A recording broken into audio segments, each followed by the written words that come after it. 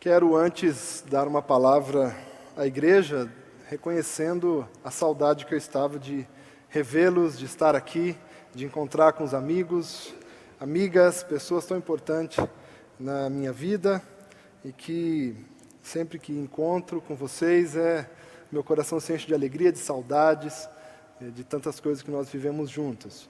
Também trago uma palavra de alegria para vocês. Nosso trabalho tem caminhado pela graça de Deus, uma nova igreja tem surgido, nós temos nos reunido ali no entorno da Avenida Paulista, num desafio de trazer essa contextualização do Evangelho para uma cultura do século XXI, com todos os desafios, com todos os obstáculos, com todas as linguagens novas que nós temos que aprender e também as atualizações que nós precisamos fazer da forma como nós comunicamos a teologia bíblica e o Evangelho do nosso Senhor Jesus Cristo.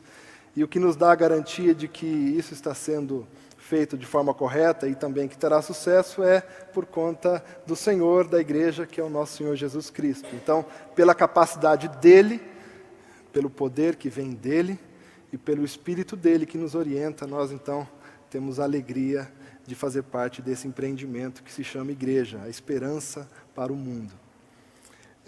Também quero dar uma palavra por conta dos acontecimentos da sexta-feira, ali na cidade de Paris. Nós precisamos ser incisivos diante de situações como essas. E nós precisamos declarar que nós somos absolutamente contra qualquer tipo de violência contra a vida. As armas dos céus são o amor, a misericórdia e o serviço à esperança. E nós não podemos ter nenhum tipo de compromisso com qualquer coisa contrário a isso. Em segundo lugar, nós devemos orar e agir segundo as orientações de Deus. Devemos orar pelas pessoas que estão sofrendo neste momento, para que o consolo de Deus alcance-as. E devemos orar e agir diante ou pelos protagonistas dessas maldades. Precisamos orar e ouvir a direção de Deus sobre o que nós temos que fazer. Que Deus oriente o seu povo diante da humanidade, diante da sociedade que nós temos vivido em nossos dias. Nós vamos refletir hoje dentro da série de mensagens que a igreja tem refletido nos últimos domingos. Céu, o que fizemos com ele? Céu, o que fizemos com ele? Nós vamos começar hoje a partir de uma experiência minha e da minha esposa, que está aqui à frente, no último feriado que nós conseguimos fazer uma atividade física. Nós saímos num feriado do primeiro semestre para um passeio de bicicleta rumo a um lugar muito bonito, segundo então as informações que nós tínhamos desse lugar. E nós andamos de bicicleta por cerca de 60 quilômetros. Nós erramos o caminho, nos perdemos. E para vocês terem uma ideia do que é uma pessoa que não tem costume de andar de bicicleta, como eu, fica depois de uma jornada como essa, de tentar chegar num lugar que tinha algumas informações que seriam mais ou menos parecido com um paraíso, algo muito lindo, muito maravilhoso. Depois de horas e horas pedalando aquela bicicleta, traumático, é verdade, para mim, eu sentei na casa dos meus pais e alguém, eu nem lembro quem, me perguntou assim: você quer comer alguma coisa? E o meu semblante era fixo, num ponto só da parede, tentando achar algum tipo de motivação para eu me manter sentado naquela cadeira e não deitar de tanto cansaço. E eu conto essa história, nossa, talvez a minha esposa vai ficar até brava, mas para lembrar a todos nós de que, às vezes, na vida, nós achamos que estamos indo em direção a algo maravilhoso. Estamos em direção a algo que nós acreditamos ser o paraíso. Mas, às vezes, os nossos esforços não nos levam lá.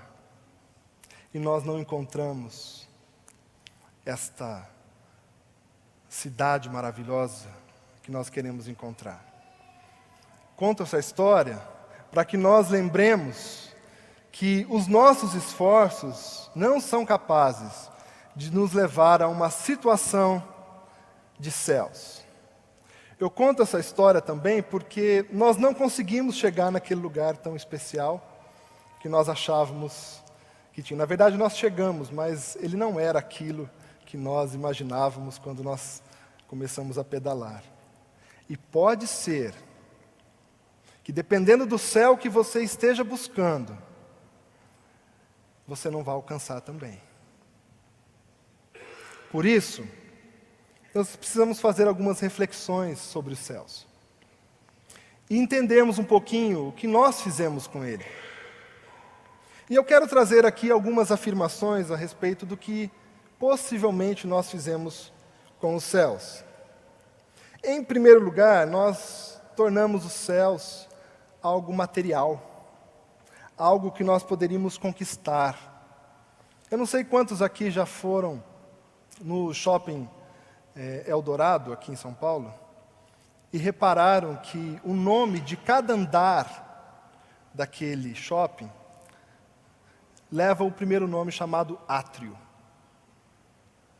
Átrio e o nome da rua, átrio e o nome da outra rua. Uma clara manifestação de que os shopping centers se tornaram os templos da nossa sociedade.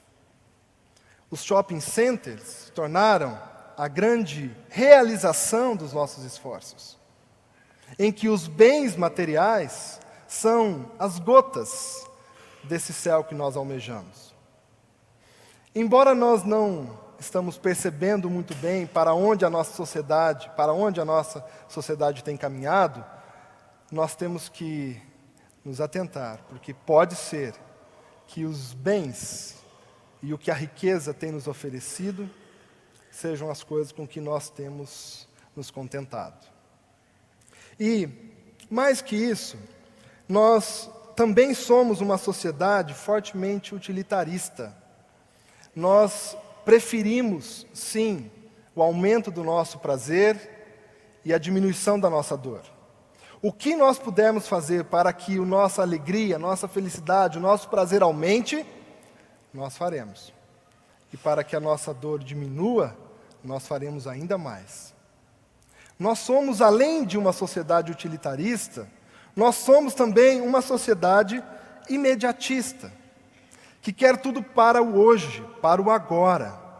Talvez por conta das tecnologias do final do século XX, início do século XXI, nós começamos a ter uma percepção de que as coisas deveriam ser rápidas. Hoje em dia, com o WhatsApp, nós ficamos irritados quando alguém demora um dia para responder a nossa mensagem de WhatsApp. Quando nós mandamos uma mensagem via celular, nós queremos na hora uma resposta. E a pessoa não pode estar ocupada. Ela precisa nos responder. A nossa satisfação diante da nossa necessidade de prazer precisa acontecer no meu dia. Porque se não acontecer, eu ficarei completamente irritado e frustrado. Talvez eu não seja uma pessoa capaz realmente de ser feliz. E nós poderíamos, a partir dessas coisas, dizer que, na verdade, nós somos uma sociedade perdida. Uma sociedade que não sabe direito qual é o rumo para onde nós deveríamos ir. Uma sociedade que tem tentado fazer o oposto do que foi a história humana dos nossos antepassados. Ou seja, se antes se defendia a família, hoje em dia vamos ter atitudes contra a família.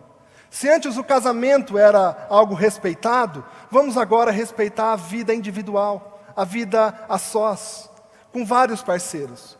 Se antes a justiça, a seriedade era algo valorizado, agora vamos valorizar aquilo que é injusto, mas é legal, é bacana. Aquilo que nos dá risadas todos os dias. Parece que nós nos tornamos uma sociedade meio sem rumo.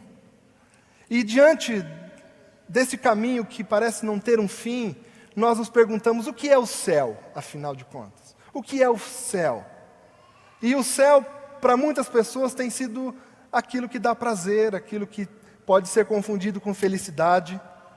E por isso nós encontramos frases como essas diante das pessoas que nós convivemos. Nossa, aquele sítio onde nós fomos é um paraíso. Aquele spa que nós estivemos no final de semana é os céus. Nós encontramos as pessoas dizendo: puxa, esse carro é digno de um paraíso. E nós vamos projetando então o céu em tantas e tantas coisas que nós poderíamos conquistar com as nossas mãos. Os céus, então, para os dias de hoje, é algo que pode trazer para nós uma certa satisfação de prazer, de felicidade. Agora, será que esse céu é o céu que a Bíblia ensina a respeito? Será que nós podemos continuar numa dinâmica de vida em busca desses céus que a nossa sociedade tem buscado? O que será que está acontecendo aqui? Nós lemos hoje um texto dos relatos de Jesus a respeito de Nicodemos. Nicodemos era um fariseu. E quando nós ouvimos essa definição, logo nós pensamos: Nicodemos, fariseu, logo alguém que nós deveríamos evitar, alguém que nós deveríamos agir completamente diferente a ele. Porque ele era um fariseu, era um líder religioso, e nós sabemos muito bem o que os líderes religiosos da época de Jesus faziam. Porém, não é que Nicodemos não era tão ruim assim? Nicodemos, ele diferenciava-se um pouco dos outros fariseus. Ele estava atento àquilo que possivelmente Deus estava fazendo em seu tempo. E como nós podemos afirmar isso? Nós podemos afirmar isso a partir do texto bíblico. Quando Nicodemos vai procurar Jesus, e é interessante que o texto bíblico diz que Nicodemos procura Jesus pela noite. Que hora complicada de se procurar um mestre. Todos procuram um mestre ao longo do dia, na hora útil, mas Nicodemos foi à noite, possivelmente temendo os outros fariseus que poderia descobri-lo. Mas ele vai até Jesus, vence os obstáculos, sai da sua rotina, procura aquele que tinha sinais de céus, sinais da presença de Deus. É isso que Nicodemos faz. Ele vai à noite, procura Jesus, e a primeira afirmação dele: mestre. Ele reconhece Jesus como mestre. Parece realmente que esse Nicodemos é melhorzinho do que os outros. Parece que ele realmente consegue olhar para Jesus de uma forma diferente, não como os outros fariseus. E ele olha para Jesus e ele reconhece que Jesus trazia com ele sinais que não eram daquele momento, daquele contexto, mas eram sinais de Deus, ou seja, sinais dos céus. E sabe o que é que nos faz procurar a presença de Deus? Ou procurarmos por Jesus? Ou virmos até uma igreja? Verdadeiramente nós estamos necessitados pelos sinais de Deus. Nós queremos para a nossa vida aquilo que vem de Deus. Tenho certeza que ninguém veio aqui essa manhã pela religiosidade, mas veio porque de alguma forma espera que venha algo da parte de Deus, que toque o coração, que faça com que as circunstâncias mudem. Nós procuramos a Jesus, sim, por interesse, por vermos as coisas dos céus se concretizando na terra. E foi isso que Nicodemos fez. E Nicodemos então chegou-se até Jesus e pediu a Jesus, então, aquele momento para que eles pudessem conversar. E ele reconhece que Jesus é mestre, reconhece que vem coisas de Deus a partir de Jesus, mas assim que ele termina a frase, Jesus já responde em seguida: Nicodemos, nem precisa continuar a sua fala, eu preciso lembrá-lo de uma coisa. que se você não nascer de novo, você não vai conseguir ver as coisas que você quer ver. E aqui é a grande encruzilhada para a humanidade. Porque muitos se aproximam de Cristo, se aproximam da igreja, se aproximam da mensagem bíblica, porque desejam os sinais de Deus, porque desejam as bênçãos de Deus, porque desejam os favores de Deus. E as pessoas vêm dia após dia, se ajoelhando, orando, dedicando-se a ler a palavra, a fim de que Deus faça algum tipo de favor em direção a elas, para que Deus traga uma resposta diante do seu sofrimento. Mas quando nós nos encontramos com Cristo, a resposta que Ele nos traz é: olha, se você não nascer de novo, não é possível ver o reino dos céus. E nós nos frustramos, porque nós estamos afoitos por fazer alguma coisa que vale a pena. Nós estamos afoitos por fazer alguma coisa que agrade a Deus, para que Ele então nos dê o seu favor. Só que quando nós nos dispomos a fazer, Ele diz: não tem nada que você possa fazer. Se você quer fazer alguma coisa, você precisa nascer de novo. E isso bagunçou com a cabeça de Nicodemos e bagunça a nossa cabeça também. O que é nascer de novo? E Nicodemos não se contém, ele começa a perguntar para Jesus: como pode uma pessoa velha, uma pessoa idosa, uma pessoa com tantos anos de vida, nascer de novo? E Jesus tem que, então, iniciar um diálogo com Nicodemos para explicá-lo a respeito desse novo nascimento. O fato é que Nicodemos estava interessado, assim como nós também estamos interessados em saber o que nós podemos fazer para ter os céus. O que é que eu posso fazer para obter os céus? E aqui são dois caminhos possíveis para todos nós, e também foi para Nicodemos. Ou você desiste desse caminho dos céus, daquilo que Deus pode te oferecer, e muitas pessoas já desistiram ao longo da história. Muitas pessoas já disseram assim: olha, não tem o que eu possa fazer, não terei o favor de Deus, não tem nada que eu possa começar a fazer na minha casa para obter o favor de Deus. Então, quer saber, eu vou buscar um outro tipo de céu para mim, e tem buscado dia após dia na sua história. Mas nessa história o que nós aprendemos é que Nicodemos, ele continua aos pés de Jesus. Embora ele não entenda, embora ele não compreenda o que Jesus está propondo, ele continua ali a buscar a compreensão a respeito de como obter o céu. E eu não sei se você tem hesitado no caminho que Jesus tem proposto para a sua vida, mas é muito importante que você entenda que são dois caminhos: ou você desiste e vai buscar os céus que você almeja, ou você se submete para que Ele te ensine como é que você pode obter os céus que Ele tem a oferecer.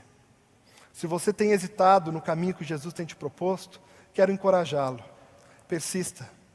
Continue aos pés dEle. Ele quer te ensinar. Ele quer mostrar a você o que você pode fazer. Ele quer mostrar para você como você tem que se render a um novo tipo de vida, a um novo tipo de nascimento. E nós podemos continuar aqui aprendendo mais com Nicodemos. Jesus precisa dizer a ele que ele precisava passar por um novo nascimento, e ele está tentando entender o que era.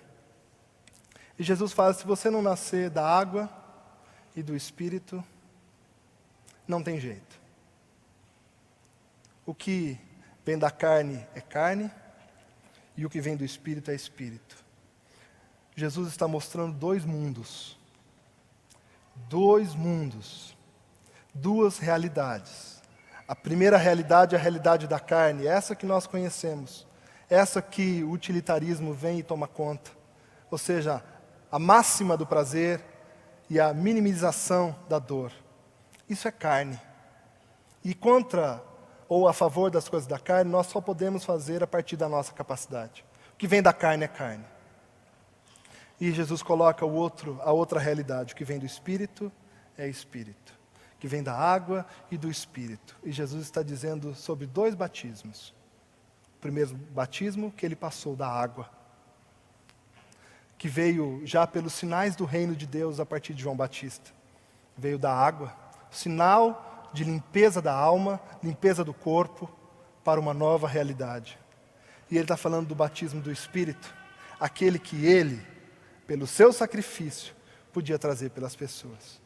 O que Jesus está dizendo é que aquele que não nascer por Jesus Cristo, não consegue ver e experimentar os céus.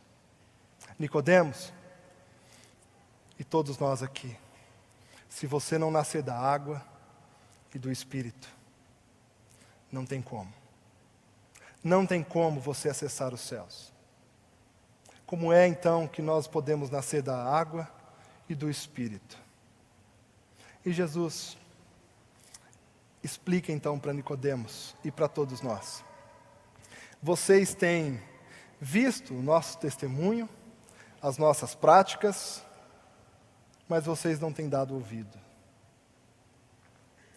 Jesus está apontando que Ele é a única forma de nós acessarmos os céus. Por isso, nossa atitude precisa ser de redenção, de ajoelhar-se diante dEle, em completa atitude de arrependimento da vida que nós temos, para que surja uma nova vida a partir do que Ele nos orienta a fazer.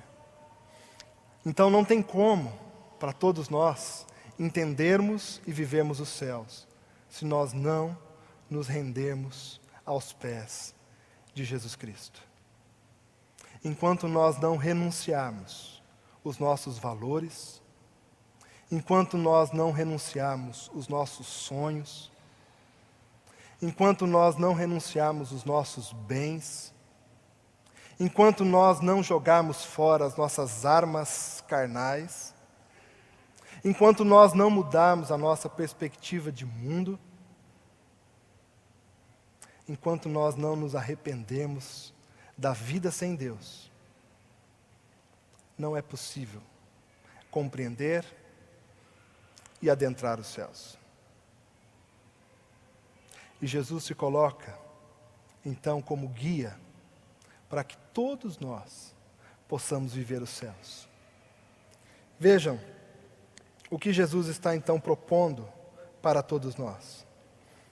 É uma nova forma de compreender o mundo. Jesus tem se oferecido como guia para que você, ao orar, ao meditar na sua palavra, ao praticar as disciplinas espirituais, compreenda como é uma vida a partir de Deus. Quais são as suas prioridades? Quais são as suas escolhas? Em que você vai colocar os seus esforços? Quem nasce de novo, acha uma nova fonte de vida, acha um novo motor da história. E tudo precisa vir a partir desse motor. Nós também podemos observar que a solução que Jesus traz vem pela sua morte na cruz, mas pela sua ressurreição. Jesus, então, oferece para nós os céus a partir do milagre que, segundo ele diz a Nicodemos, ocorre como aconteceu com Moisés no deserto com a serpente, em que a sua vara se tornou serpente e depois voltou a ser vara. Jesus está dizendo, é um milagre de Deus. Isso que acontece da ressurreição é um milagre de Deus. Se você não crê na ressurreição, como é que nós podemos crer em Jesus Cristo? Porque não tem como separar a ressurreição de Jesus. Se nós queremos viver céus, a base da nossa esperança é a ressurreição de Jesus. E ele diz que após a sua ressurreição, há a ressurreição dos corpos, nossa ressurreição nele e o acesso aos céus. Nós não podemos aceitar Jesus e negar o milagre da ressurreição. Mas tem acontecido muito nos nossos dias a rejeição dos milagres de Cristo, ou do que Deus realizou como a ressurreição. Se nós anularmos a ressurreição, nós não podemos acessar os céus. E a partir disso, nós podemos então concluir a nossa mensagem com algumas possibilidades práticas para o nosso viver. Quero então encorajar você a esquecer qualquer possibilidade de céu que você conquiste pela sua própria capacidade. Se é pela sua capacidade, não é o céu bíblico, não é o céu de Jesus. Então, se você tem buscado pelas suas forças, esse céu não é o céu de Deus. Jogue fora, anule, porque você não vai conseguir pelos seus esforços. Segundo, a única forma de você obter a sua satisfação de existência, ou seja, a satisfação pela realização dos céus, é permitindo-se ser orientado por Cristo. Só Ele pode satisfazer as suas necessidades. Lembre-se, são vários caminhos, e como no exemplo que eu disse da bicicleta, 60 quilômetros para alcançar o céu pela nossa capacidade, e chegarmos lá não encontrarmos aquele céu, aquele paraíso que nós queríamos, voltarmos cansados para casa. Talvez, nesse exemplo da bicicleta, nós teríamos ali 2, 3 dias para descansar e voltar à vida. Mas você já imaginou você vivendo a vida inteira por um céu que não existe? Quando é que você vai se arrepender e voltar para os céus de Cristo? Então, satisfaça-se naquele que pode te dar os céus. Nicodemos entendeu e sentou aos pés de Jesus para aprender. Sente-se aos pés da cruz. Entregue-se. Não hesite, porque pode ser tarde. E por último, eu diria, procure o Senhor enquanto você o pode encontrá-lo. Procure-o. Se há um conceito que nós podemos afirmar que é bíblico, é a presença do reino dos céus aqui, mas ainda não. Ou seja, os céus ou coisas dos céus já estão disponíveis hoje. Deus tem dado a graça de nós vivermos as coisas dos céus nos dias de hoje. Procure o Senhor e deixe com que Ele te mostre as coisas dos céus hoje. Não deixe para amanhã o que você pode fazer hoje. Dobrar os seus joelhos, entregar-se a Cristo e já experimentar o reino dos céus. Que o Senhor te abençoe e te guarde, em nome de Jesus. Amém.